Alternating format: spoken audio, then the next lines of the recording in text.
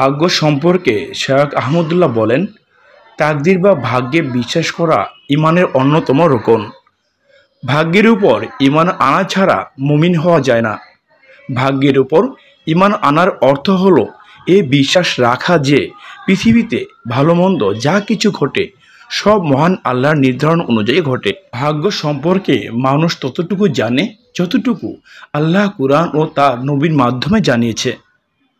নিম্নে ভাগ্য বিষয়ে কুরআনের বর্ণনা তুলে ধরা হলো। মানুষের ভাগ্যের ভালো মন্দ আল্লাহ কর্তৃক নির্ধারিত।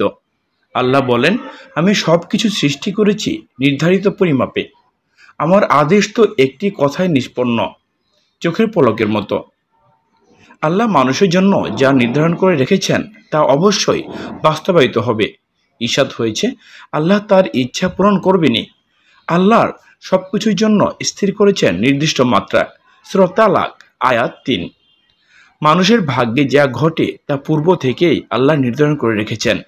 ঈশাদ হয়েছে, পৃথিবীতে অথবা ব্যক্তিগতভাবে তোমাদের উপর যে বিপর্যয় আসে আমি তা সংগঠিত করার আগেই তা লিপিবদ্ধ থাকে।